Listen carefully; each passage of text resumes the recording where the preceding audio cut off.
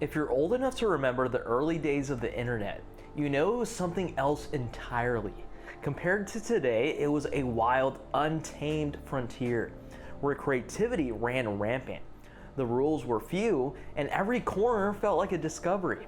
I personally wasn't there when the internet was first invented and introduced, but from what I've heard and learned is that back then, the internet wasn't a polished shopping mall or a massive content factory like it is today.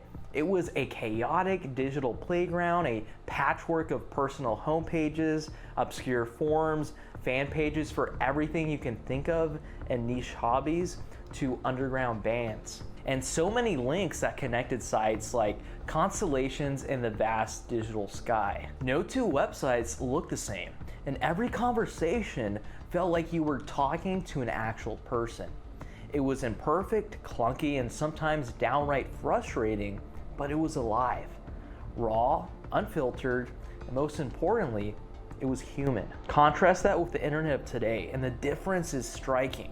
Modern websites are streamlined, almost sterile. Social media feeds feel engineered, curated, and for many, it's just super exhausting scrolling and doom scrolling every social media site. Our sense of discovery has given way to an endless scroll, optimized to keep you glued on your screen for longer. Not because you're learning or connecting with others, but because the algorithms want your attention. They want your clicks, and unfortunately, they want your data. The growing feeling of emptiness is exactly what the so-called dead internet theory tries to capture.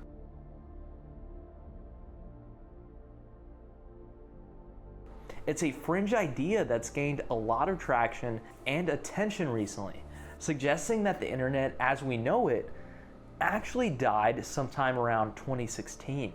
According to proponents of this theory, much of the content, comments, even profiles we see online today are generated by AI or controlled bots rather than real humans. What we're actually interacting with and who we're interacting with is actually a vast automated simulation, an echo chamber of synthetic voices designed to manipulate, confuse, and ultimately sell. It sounds like science fiction, it sounds like The Matrix, but the theory has more than just wild speculation backing it up. It started gaining a lot of traction back in 2021 in a discussion forum from Agora Road's Macintosh Cafe. Users there pieced together strange patterns, familiar sites, and communities that no longer felt vibrant. Replies on social media that seemed oddly generic. The same shallow arguments repeated endlessly over and over again. And they started to suspect that something bigger was at play. There's a lot of really bold and alarming opinions out there that suggest that governments, especially the US and large tech companies, have unleashed AI-powered bots on the web to sway public opinion. They suppress dissent and they gaslight the population on a global scale. Now, there's no concrete evidence that this is actually happening. This is still kind of a fringe theory. Now, that's a very serious claim. It's pretty out there right now. So let's talk about something a bit more grounded, a bit more concrete. In my opinion, and the opinion of many others, the internet does feel a lot different now compared to 10 or even 20, 30 years ago. More content feels repetitive, artificial, or at many times emotionally manipulative. Troll armies seem to multiply overnight, hijacking discussions. Just go to Twitter and you'll see exactly what I mean. And the more you dig, the clearer it becomes that bots and automated scripts just aren't lurking in the shadows. They dominate large swaths of online activity. Now, this isn't just an idea. There are hard numbers out there that show that bots have long outpaced humans online for a while now. In 2016, a cybersecurity company published a report revealing that more than half of all internet traffic was actually generated by bots rather than actual users. This includes everything from helpful bots on Google to malicious attack bots designed to overload websites and spread spam. In fact, around 1/3 of all visits to websites are actually coming from these attack bots. Real companies have actually been caught creating fake accounts to boost their numbers. In 2017, Facebook actually admitted to inflating video metrics as much as 900%, which advertisers relied on to decide how much they should spend on their ads. Instagram, which is also owned by Facebook/Meta, has long battled internal accusations of harboring millions of bots and fake accounts to basically inflate their numbers. This is a problem so widespread that even celebrities and influencers have actually paid for their own followers, not knowing that they were real. And if we go to the world of finance here, Wells Fargo was actually fined $3 billion after it was revealed that employees created millions of fake bank and credit card accounts just to meet aggressive sales goals. Whether it's tech, banking, or any other industry, the pattern is the same. Fudge the numbers, fabricate the activity, and hope no one notices. And I guarantee you this is happening across all social media and the internet. At the end of the day, appearances are more profitable than actual reality. Now, on the other hand, social media platforms have actually been battling bots for years, but it's unfortunately a losing fight. Twitter even came out there and they basically said that around 11% to 33% of its users are fake and bots. YouTube engineers have even coined a term, the inversion. This describes a terrifying moment when fake views and interactions would exceed those of real users. Many internet experts now believe that that tipping point was actually crossed years ago. So what does this mean for you and me, the everyday internet user? It means that we're navigating a space that is no longer vibrant. It's no longer a vibrant place of ideas or genuine human connection. Instead, it's a massive stage filled with actors who may not even be human at all. They're just bots, AI. Conversations getting hijacked by bots programmed to amplify outrage or confusion. Comment sections are being filled with AI-generated spam designed to push products or political messages. Again, go to Twitter, you'll see all sorts of fake accounts or suspicious accounts. They don't really seem real because people don't talk like this a lot of times. Reviews and ratings are being manipulated to deceive buyers out there. And every platform's algorithm is tweaked to maximize your engagement at any cost, often by exploiting your fears, biases, or tribal instincts. We've had many Facebook Senate hearings where they basically have come forward and said that they knew that their product was incredibly addictive and was hurting young people. They knew about that and they had presentations and data to back that up. They decided to do nothing. This is happening across the entire social media and internet sphere. The internet as a living, breathing community feels more like a grand illusion. Think of the Wizard of Oz. It's a simulation designed to keep you scrolling, clicking, and consuming, while genuine voices are being drowned out by the noise. This is happening at a grand scale year after year. But why would this even happen? Well, the answer lies somewhere in the economics of the modern web. Content creation has become cheap and basically free. And with AI tools out there, they can produce text, images, and videos in seconds. Instead of hiring thousands of writers and marketers, we can now use bots to flood the internet with endless articles, product descriptions, and social media posts. These AI-generated creations are optimized to grab your attention, and they are optimized to spread quickly and monetize your eyeballs through ads and clicks. I've always said the explosion of synthetic content is like a double-edged sword. On one hand, it democratizes content production. It lets anyone create at any scale. It's actually very cool and it's benefited a lot of great ideas out there. But on the flip side, it dilutes authenticity and it makes it a lot harder to trust what we read and see online. And it's not just about money. The stakes have never become bigger. We're talking about the erosion of trust in modern institutions as well as distrust in technology overall. It's become political and cultural. It's become a huge battle out there. The internet has become flooded with AI-generated misinformation and propaganda. It's an incredibly powerful weapon. We've seen this across the world. Many authoritarian governments and regimes have actually utilized this for their own benefit. These weapons, they can manipulate elections. They can create huge distrust in public discourse.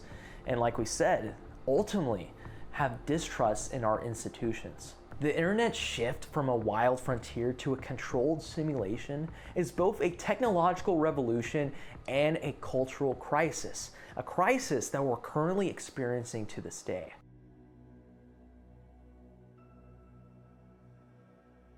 It's happening incredibly fast. It seems like every other week, every other month, we're seeing huge technological innovations that have huge consequences on our society if we do not take the proper safety measures. The internet didn't just die overnight. It didn't flicker out like a blown fuse or a forgotten website. Instead, it slipped away quietly, gradually, in a way so subtle that most of us barely notice it at all. It was the slow surrender of human control to algorithms, complex mathematical formulas designed not to connect people, but to capture their attention. In the early days, social media was all about friends, sharing photos, statuses, updates, and random thoughts. You could check up on your family that lived thousands of miles away. It was a revolutionary product. Platforms like Facebook and Twitter were digital meeting places where your feed was chronological, a straightforward timeline of what people you cared about posted. Remember Facebook back in 2008 and 2009? It was totally different. It was actually a platform that you would actually want to open up. You wouldn't spend like an hour on it. No, you would maybe open it up for like 10, 15 minutes in a day just to see what everyone in your life is doing. It was a great product.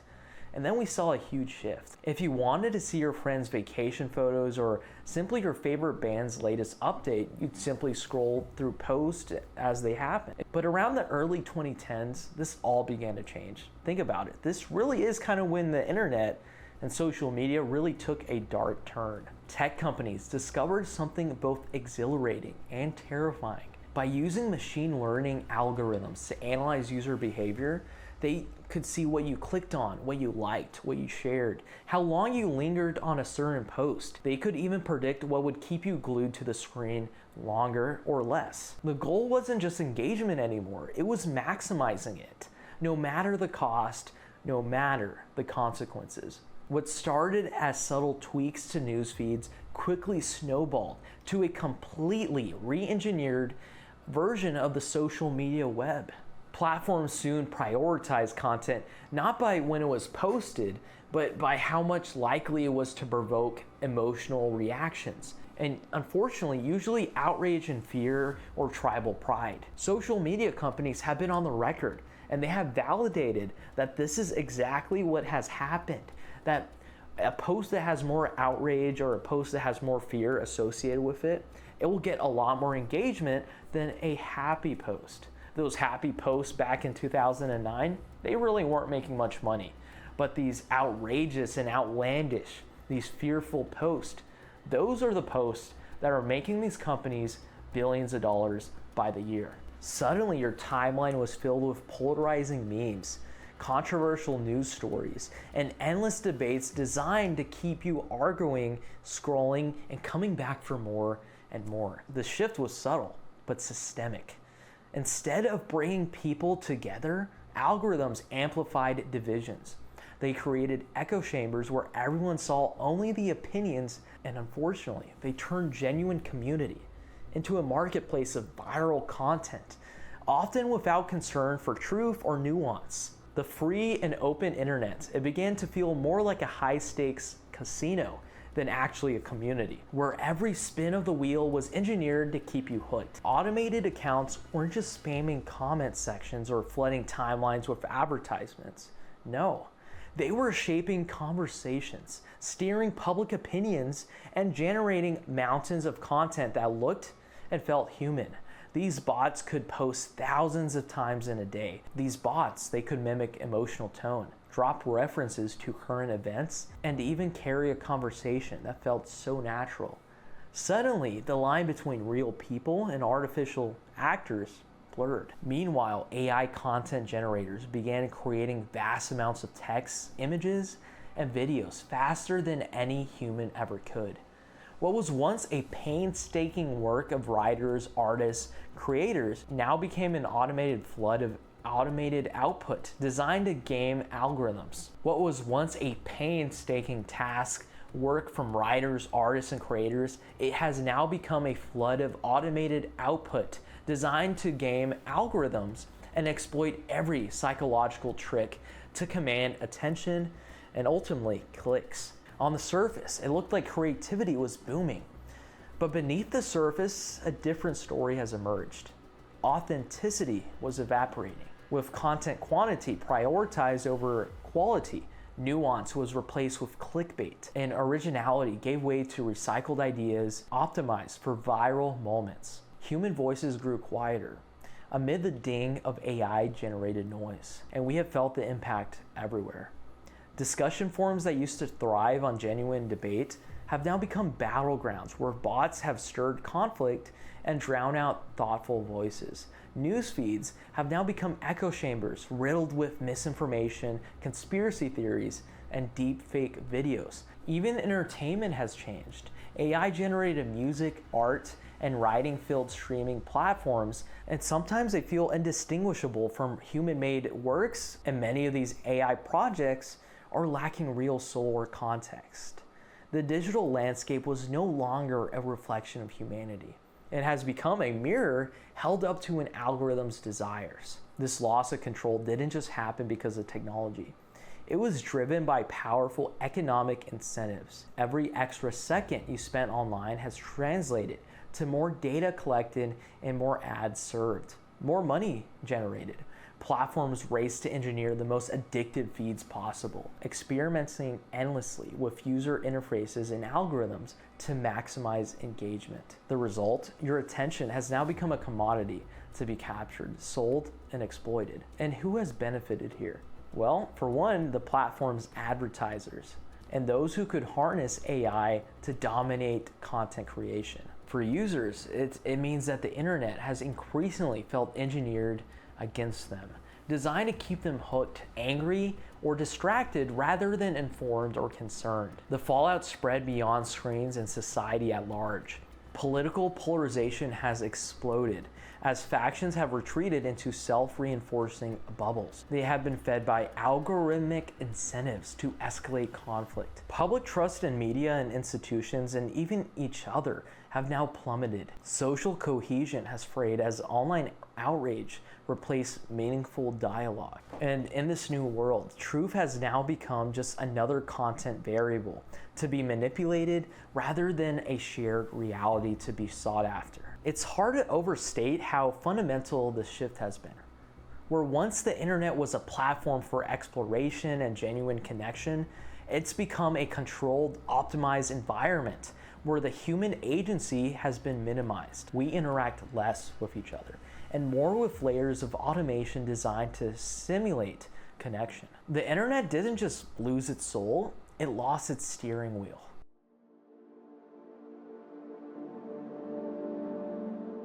So where do we go from here?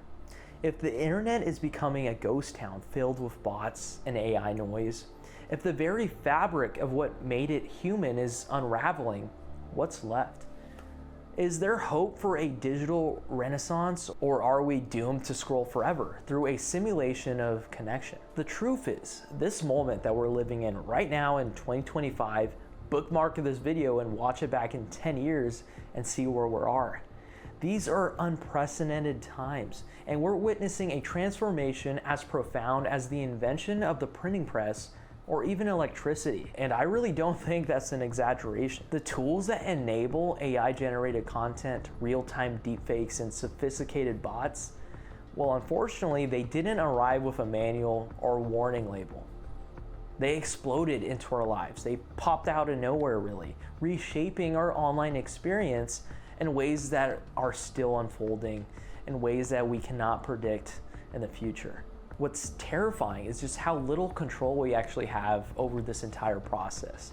These systems operate with little transparency, driven by opaque algorithms and secretive corporate interest. And we're constantly in a feedback loop where AI feeds the internet and the internet feeds the AI, creating a relentless cycle of synthetic content. It's never ending. While these challenges are enormous, they're necessarily not insurmountable. Many experts, technologists, and activists out there are already sounding the alarms, and they're already proposing solutions that have concrete data to support them. Calls for transparency around AI-generated content, robust digital literacy education, and the regulation of automated accounts are growing louder. There's a lot of talk out there about developing systems to watermark AI content, so it's clear what's real and what's synthetic. Others have advocated for a decentralization of social networks where users, not corporations or algorithms, hold the power. And one of these places that comes to mind is Reddit. And rightfully so. When you're on Reddit, you're actually talking to real people. You're actually listening to real opinions out there. And that's something that keeps a lot of people going back to Reddit. It's something that places like Instagram or Twitter have completely lost the way. So I really do think Reddit is a great way for us to connect with each other. It's something that I think a lot of people are catching on to if they haven't already.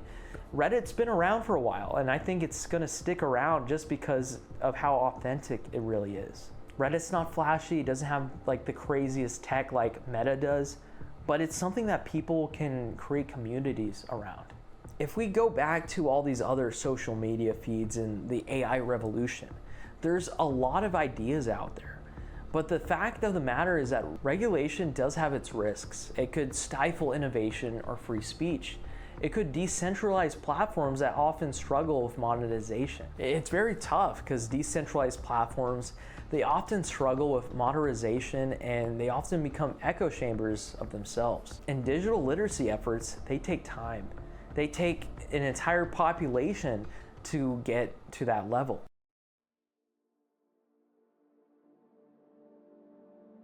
If we want to revive the internet's soul, we need to reclaim our role as active participants rather than passive consumers. That means ending the doom scrolling. That means slowing down, questioning what we're seeing, and demanding spaces that prioritize genuine connection over engagement metrics.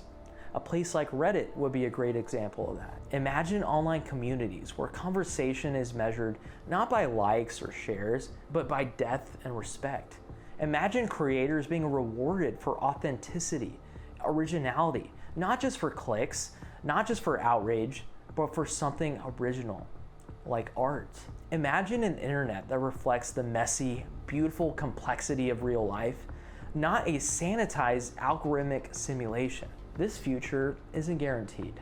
The forces pushing toward the synthetic content and automation, they're massive and they're profit driven. But history shows us that technological revolutions can be redirected when society demands it. Look at the environmental movement, privacy regulations, and the fight for net neutrality. These battles, they remind us that technology, it's not the destiny that shapes humanity. This destiny is shaped by human values and choices. And ultimately, the question that we face is this: do we want an internet that's alive, vibrant, and human?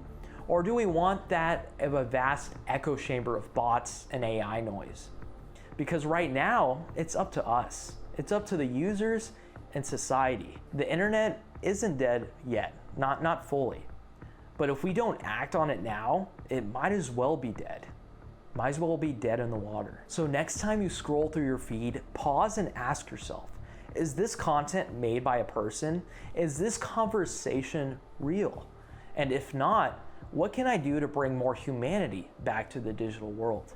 It might start with small things, sharing honest thoughts, supporting creators you trust, or simply being more mindful on how you spend your time online. This isn't just nostalgia for a lost internet. It's a call to reclaim a space where ideas, creativity, and connection can thrive. Because if the internet is dead and has been dead for a while, it's up to us to bring it back to life. But what do you guys think about the dead internet theory? Let me know in the comments section below. Have you experienced a wave of bots and you've obviously known that, hey, these aren't real people? Let me know in the comment section below. Be sure to hit that like button, hit that subscribe button. It helps small content creators like us, and it shines a spotlight on issues like this. And like always, we'll be back with another video. Stay informed out there.